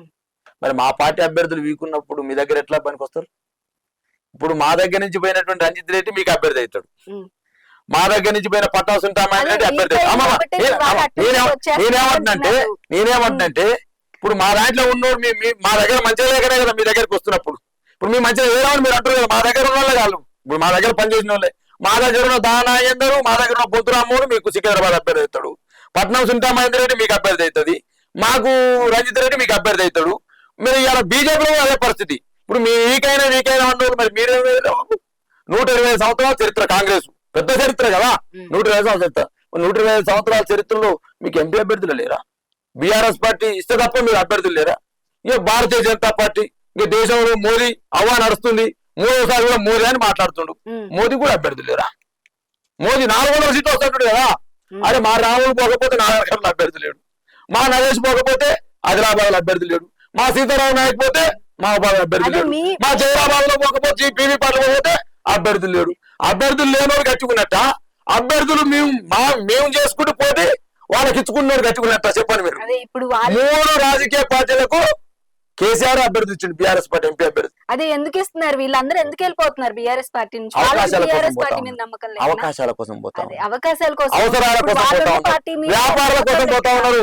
దూదిమెట్ల బాలయ్య ఎందుకు పోట్లేని అడతలేవును, ఎందుకు పోతున్నారు? వాళ్ళు అంటున్నావు కదా, దూదిమెట్ల బాలయ్య లాంటి వాళ్ళు ఇలా చెప్పినా కదా లిస్టు, వాళ్ళు ఎందుకు పోట్లేరు?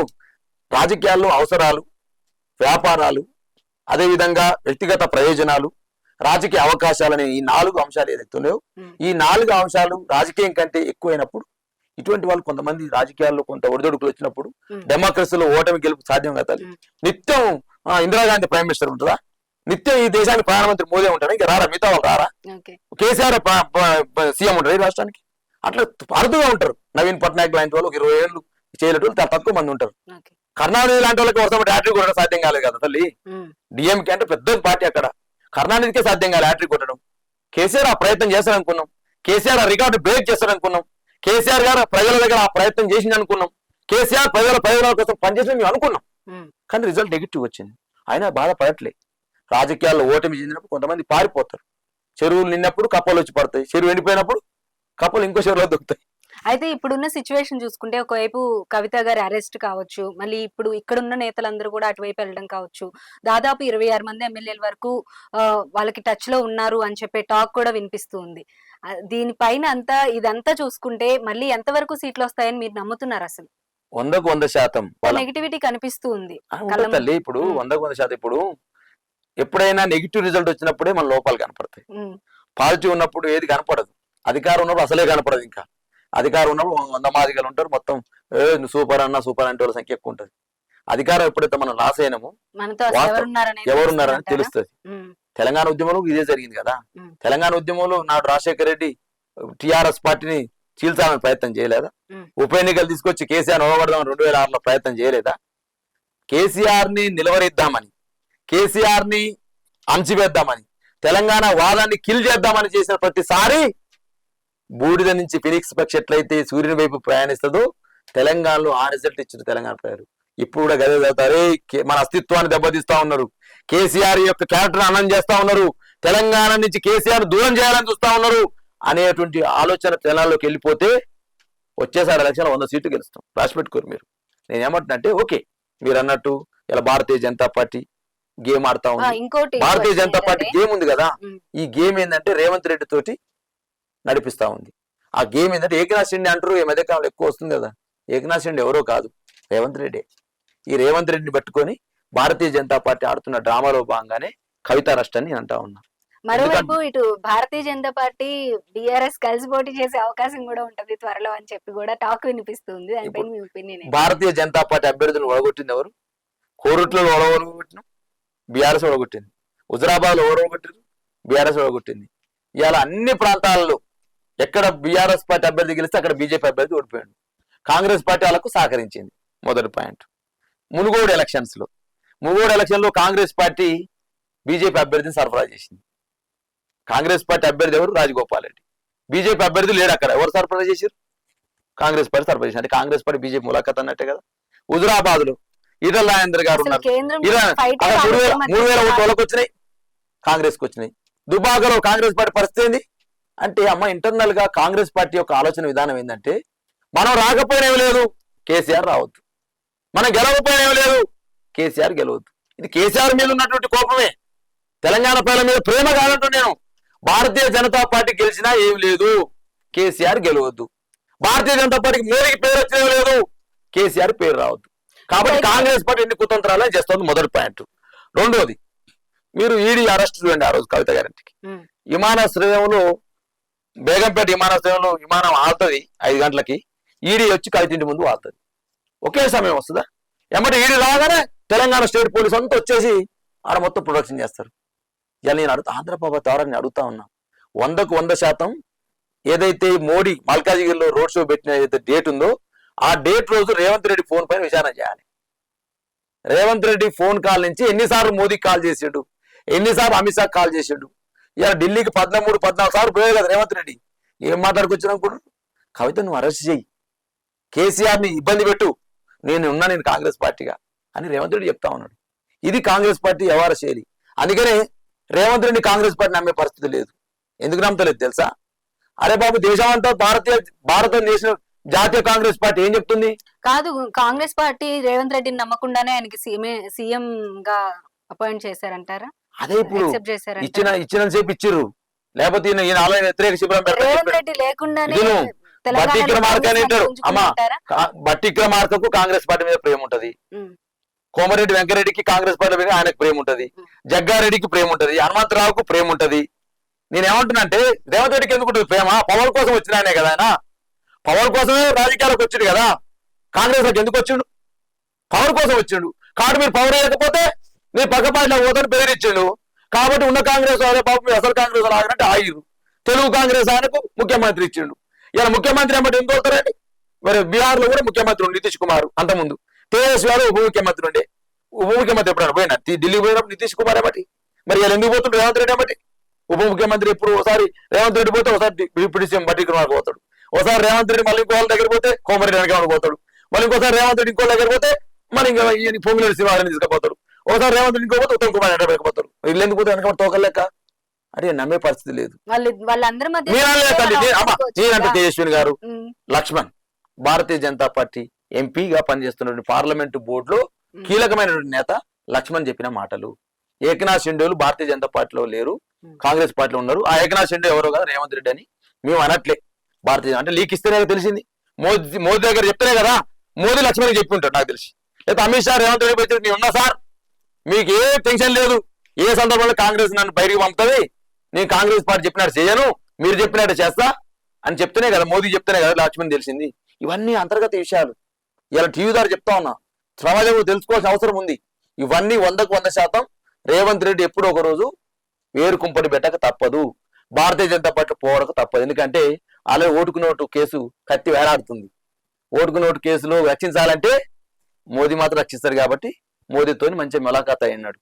మీరు ఇలా ఇంద్రవల్లి సభ జరిగిందా, వాళ్ళందరిని అన్నాడు కదా, ఎవరైనా కాంగ్రెస్ ప్రభుత్వాన్ని కూల్చేస్తే, ఎవరైనా కాంగ్రెస్ ప్రభుత్వాన్ని కుట్ర చేసి పడగొట్టాలని చూస్తే ఎవరున్నారో మాకు బీఆర్ఎస్ ఎమ్మెల్యేలు ఉన్నారు. ఆదిలాబాద్ లో బీఆర్ఎస్ ఎమ్మెల్యేలు నిజామాబాద్ లో ఉన్నారా మా వాళ్ళు, లేదా కరీంనగర్ లో మా వాళ్ళు ఎక్కువ ఉన్నారు, మీకంటే ఎక్కువ ఉన్నారా? వాళ్ళ కాంగ్రెస్ పార్టీ ఎమ్మెల్యేలకు ఆ స్టేజ్ మీద కూర్చున్న కాంగ్రెస్ మంత్రులకు వార్నింగ్ ఇచ్చిండు. ఎవరైనా కుట్ర చేస్తే ప్రజలు వీళ్ళని కొట్టండి అని చెప్పిండు. మీకు తెలుసా అది వాస్తవం.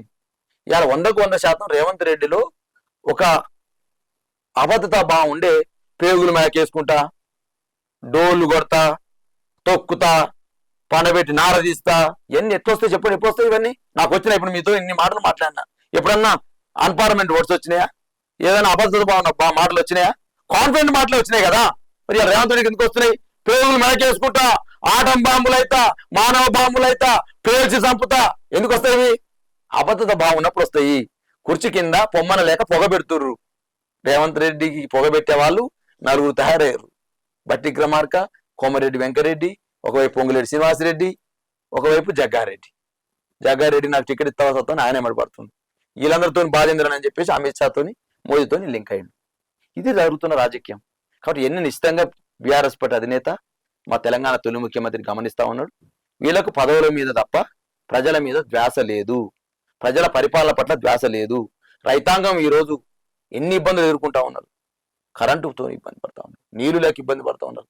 మహిళలు నీళ్ల కుళాయిల వద్ద మళ్ళా పంచాయతీ పెట్టుకునే రోజులు తీసుకొచ్చిండ్రు రేవంత్ రెడ్డి. ఇవన్నీ పరిస్థితులు చూస్తే ఎందుకు ఇవ్వకూడదు బీఆర్ఎస్ పార్టీకి? కేసీఆర్ ఏం తక్కువ చేసిండమ్మా? నీళ్ళు ఇవ్వలేదా? కరెంట్ ఇవ్వలేదా? ఎరువులు ఇవ్వలేదా? పంట గింజలు ఇవ్వలేదా? రైతు బంధు ఇవ్వలేదా? రైతు బీమా ఇవ్వలేదా? కేసీఆర్ కిట్ ఇవ్వలేదా? ఉరక పాఠశాలలు పెంచలేదా? ఏమి ఇవ్వలేదు కేసీఆర్. యాదాద్రుల నిర్మాణం కట్టలేదా? పాలమూరు ఎత్తు రంగారెత్తిపోతలు కట్టలేదా? కాళేశ్వరాన్ని కట్టలేదా? 62 లక్షల ఎకరాల నుంచి మరి 1 కోటి ఎకరాల పైగా మాగాన్ని పెంచలేదా? ఎన్ని లక్షల టన్నుల మెట్రిక్ టన్నుల ధాన్యం పండేది? 3 కోట్ల టన్నుల ధాన్యానికి ఎగబాకలేదా? తలసరి ఆదాయంలో పెంపకం జరగలేదా? ఆర్బీఐ నివేదికలు చూడలేదా? అవార్డులు చూడలేదా? రివార్డులు చూడలేదా? ఏం చేసిండు కేసీఆర్? ఇన్ని చేసిండు నాయన చెప్తుంటే. మెడికల్ కాలేజీలు ఉండే 5 మెడికల్ కాలేజీలు ఉండే తెలంగాణ రాకముందు. ఎన్నేనా ఇవ్వాలా? ప్రతి జిల్లాకు మెడికల్ కాలేజ్ అయింది. నవోదయ విశ్వవిద్యాలయం ఇచ్చిన భారతీయ జనతా పార్టీ ఓటేయాలి, వేస్తాం. ఎన్ని నవోదయ విశ్వవిద్యాలయం ఇచ్చినావు? భారతీయ జనతా పార్టీ ఓటేయాలి, వేస్తాం. ఎన్ని మెడికల్ కాలేజ్ ఇచ్చినావు? భారతీయ జనతా పార్టీకి ఓటేయాలి. ఏమి ఇచ్చినావు నువ్వు? బజార్ ఉక్కు కర్మాగారం ఇస్తావా? ఎరకపల్లి జిల్లా నిధులు ఇస్తావా? ఏమి ఇయ్యం, ఓటేయాలి. ఎట్టేస్తాం? ఓటు మాత్రం కావాలి, ఏం మాత్రం ఇయ్యం. కాంగ్రెస్ పార్టీ కూడా అంతే, అన్ని అమలు చేస్తాం, కండిషన్ అప్లై, ఏమి ఇయ్యం. ఇది కదా కాంగ్రెస్ పార్టీ తీరు, భారతీయ జనతా పార్టీ తీరు. అందుకనే భారత రాష్ట్ర సమితి అవసరం ఉంది తెలంగాణ ప్రజలకు. అయితే మొత్తానికి అసెంబ్లీ ఎలక్షన్స్ లో ఒక తప్పుటడుగేసినా ఈసారి తప్పకుండా కరెక్ట్ నిర్ణయం తీసుకుంటారంటారా ప్రజలు? 100% ఆ నిర్ణయం చేసుకునే ప్రయత్నం ప్రజలు చేస్తా ఉంటే నిర్ణయాన్ని రాకుండా అడ్డుపడతా ఉన్నారు. ఆ నిర్ణయానికి రావాలనే ప్రయత్నం ప్రజలు చేస్తున్నప్పుడు బీఆర్ఎస్ పార్టీ వీక్ అయింది అనేటువంటి ప్రయత్నాన్ని కాంగ్రెస్ పార్టీ బీజేపీ చేస్తా ఉంది. ప్రజలకు తీసుకెళ్లాలనుకుంటున్నారు. 100% కేసీఆర్ గురించి ఆలోచించే లోపే, కేసీఆర్ లేకపోవడం వల్ల మేము ఏమి నష్టపోయామని ఆలోచించే లోపే ప్రజల్ని మరొక కోణం వైపు మళ్లించే ప్రయత్నం ఏంటంటే ఈ యొక్క ప్రలోభాలు. 26 మంది ఎమ్మెల్యేలు క్యూలు ఉన్నారు. బీఆర్ గతంలో అనలేదా?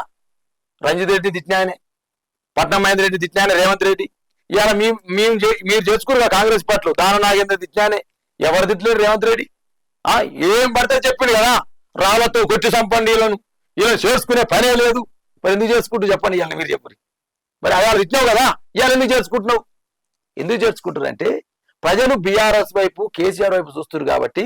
అసలు కేసీఆర్ ని సాగుదప్ప కొట్టాలంటే, కేసీఆర్ వైపు ప్రజలు ఆలోచించాలంటే టీఆర్ఎస్ వాళ్ళంతా మా దాంట్లో వస్తున్నారు, బీఆర్ఎస్ పని అయిపోయింది అనే ఒక కుట్ర చేస్తున్నారు. ఆ కుట్రని ప్రజలు గమనించాలని మీ టీవీ ద్వారా చెప్తా ఉంది. అయితే మీరు ఇప్పుడు ఎందుకు చేర్చుకుంటున్నాడు రేవంత్ రెడ్డి అని మీరు అన్నారు. ఇప్పుడు తలసాని శ్రీనివాస్ యాదవ్ ని టీడీపీ నుంచి తీసుకొచ్చి మంత్రి పదవి ఇచ్చింది మీరే. ఇలా చాలా మంది టీడీపీ నుంచి వచ్చిన వాళ్ళు ఉన్నారు, మీరు ఎందుకు చేర్చుకున్నారనే క్వశ్చన్ కూడా అక్కడ రేజ్ అవుతుంది కంపల్సరీ. ఇప్పుడు మేడం నేనేమంటున్నట్టే 2014 మొదలైంది దేశ రాజకీయాలు. అయారాం గయారాం సంస్కృతి. ఒక ముఖ్యమంత్రి హర్యానాలో 13 సార్లు మారిన పార్టీ నాకు తెలిసి హర్యానా రాష్ట్రంలో జరిగింది. ముఖ్యమంత్రి మారుతున్నాం. మన రీసెంట్ 2014 నుంచి 2024 వరకు నాకు తెలిసి మణిపూర్ ఆర్ గోవా. ఒక రాష్ట్రంలో నుండి ఒక పార్టీ ముఖ్యమంత్రి తెల్లారి ఇంకో పార్టీ ముఖ్యమంత్రి అయ్యాడు. ఈ పదేళ్ళగా మనం చూసింది. అయారాం గయారాం సంస్కృతి పెంచిపోసింది కాంగ్రెస్ పార్టీ. ఈ రాష్ట్రంలో ప్రభుత్వాలను చీల్చడం, కూల్చడం, కుట్ర చేయడం. నాకు జై మోడీ అంటేనే నైడి, ఒకవేళ నై మోడీ అంటే జైడి కవిత కింటికి వచ్చింది అట్లా వస్తుంది అని భయపెడుతూ రాజకీయాలు చేస్తున్నారమ్మా భారతీయ జనతా పార్టీ, కాంగ్రెస్ పార్టీ. అయారాం గయారాం సంస్కృతి పెంచిపోసింది కాంగ్రెస్ పార్టీ. ఈ దేశంలో ఎమర్జెన్సీ తీసుకొచ్చింది కాంగ్రెస్ పార్టీ. ఈ దేశంలో కుట్రలు చేస్తూ, కుతంత్రాలు చేస్తూ, ప్రభుత్వాలను కూలదోస్తూ పార్టీలను విచ్ఛేదం చేస్తుంది భారతీయ జనతా పార్టీ. వీళ్ళ మాకు నీతులు చెప్పేది ఈ రెండు పార్టీలా?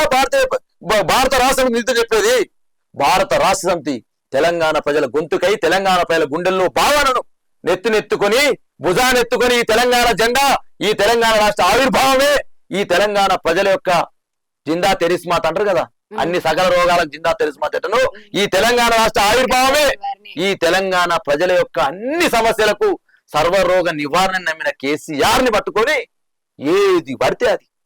రేవంత్ రెడ్డి కూడా మాట్లాడతాడు. ఏం చేస్తాం తల్లి, తెలంగాణ ఉద్యమంలో కరీంనగర్ లో విద్యార్థులుగా మేమందరం ఆందోళన చేస్తామంటే తెలంగాణ రాష్ట్రం రావద్దని, తెలంగాణ రాష్ట్రం వస్తే మా బతుకులు, మా ఆంధ్ర సమ్మె ఏదైతే వాళ్ళ చంద్రబాబు నాయుడు ఆటలు సాగవని రైఫిల్ ఎక్కుపెట్టిన రేవంత్ రెడ్డి కూడా కేసీఆర్ గురించి మాట్లాడితే ఏం చెప్పతాలి? నేను ఊసర వెళ్ళు సిగ్గుపడుతున్నాయి రేవంత్ రెడ్డి తీరును చూసి.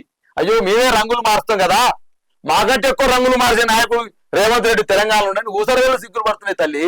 కేసీఆర్ ని పట్టుకొని రేవంత్ రెడ్డి మాట్లాడుతున్నా నాకు కూడా సరిపోరంటే. దూదిమెట్ట బాలయ్య యాదవ్ తెలంగాణ ఉద్యమంలో ఉన్నాడు, నువ్వు ఉన్నావా? దూదిమెట్ట బాలయ్య యాదవ్ 162 కేసులు తెలంగాణ ఉద్యమంలో. రేవంత్ రెడ్డి నీ లిస్టు చూపెట్టు. నా మీద కూడా కేసులు ఉన్నాయి. ఈ మధ్యకాలంలో మాట్లాడి నా మీద కేసులు పెట్టి స్పీచ్ కొడతా ఉన్నాడు ఎల్బీ స్టేడియంలో. ఏం కేసులు పెట్టి చెప్పను మీద?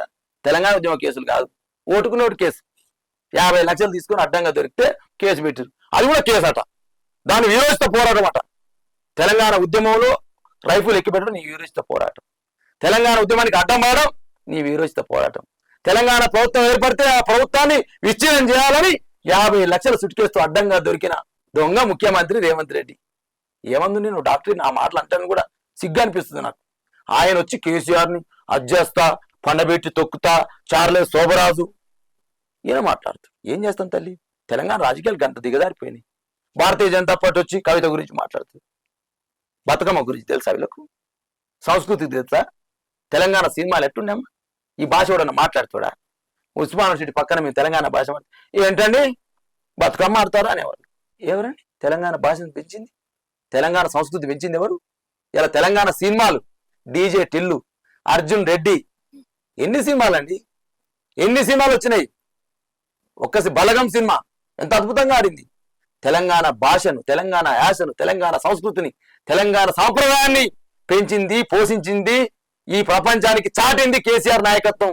అటువంటి లీడర్ని పట్టుకొని నువ్వెంత నువ్వెంత నువ్వెంత పేగుల మేడకేసుకుంటా. అరే నువ్వేమన్నా పెదమ్ములోడు వరనైనా పేగుల మేడకేసుకొని ఏం మాట్లాడతావు? సో మొత్తానికి వచ్చేటప్పటికి బాలరాజ్ గారు మీరైతే టికెట్ కన్ఫర్మ్ గా వస్తుందని ఫిక్స్ అయిపోయి ఉన్నారు, 100% వస్తుంది. ఫర్ ఎగ్జాంపుల్ ఒకవేళ ఇఫ్ ఇన్ కేస్ మిస్ అయితే కనుక మీరు మొదటి నుండి కూడా నాగార్జున సాగర్ టికెట్ అడుగుతున్నారు ఎమ్మెల్యేకి. ఈసారి కూడా ఆ టికెట్ ఆశించే అవకాశం ఉందా, లేదంటే ఎంపీదే అడుగుతారా నెక్స్ట్ టైం కూడా? 100% రాజకీయాలకు వచ్చిందే ప్రజలకు సర్వీస్ చేయాలని. ప్రజలకు నాయకుడిగా సర్వీస్ చేయగలుగుతా, ప్రజాప్రతినిధి ఇంకెక్కువ సర్వీస్ చేస్తా. 100% రాజకీయాల్లో ప్రజాప్రతినిధి కావాలని వచ్చిన నేను, ప్రజలకు సర్వీస్ చేయాలని వచ్చిన. అవకాశం ఇప్పుడు వస్తుందా, రేపు వస్తుందా, ఎల్లుండి వస్తుందా తర్వాత అంశం. లక్ష్యం కోసం నా ప్రయాణం ఎప్పుడు పోతూనే ఉంటది. 100% నా ప్రయత్నం ఎక్కడ ఆపను. ఈసారి దొరుకుద్ది అనుకుంటున్నా పార్లమెంట్ లో, 100% నాకే వస్తుంది అనుకుంటున్నా. నాకున్న మెరిట్స్ మిగతా వాళ్ళకి లేవని నేను అనుకుంటున్నా. 100% మా అధినేత కేసీఆర్ నాకే ఇస్తారు అనుకుంటున్నా. నా గొంతు అయితే ప్రజల గొంతుకై పార్లమెంట్ లో ప్రశ్నిస్తా అనుకుంటున్నా. తెలంగాణ ప్రజల గొంతుకై ఈ పల్లెటూరు పిల్లవాడి గొంతు పార్లమెంట్ లో ప్రసంగిస్తా అనుకున్నా. అది కేసీఆర్ గొంతు అయిద్ది అనుకుంటున్నా. కేసీఆర్ గొంతుకు తోడైద్ది అనుకుంటున్నా. దూదిమెట్ల బాలయ్య అవకాశం దొరుకుద్ది అనుకుంటున్నా. అవకాశం రావాలని కలగన్నాం. కలలు వినండి, కళలు నిజం చేసుకుని చెప్పిండు క్రీస్తు శేషులు మా మాజీ రాష్ట్రపతి అబ్దుల్ కలాం. నేను కళలు అంటున్నా, నా కళ నిజమైద్దని కూడా కోరుకుంటున్నా. డెఫినెట్ గా భువనగిరి పార్లమెంట్ కు అవకాశం ఇవ్వమని అధినేతను ప్రకటించే వరకు అడుగుతా.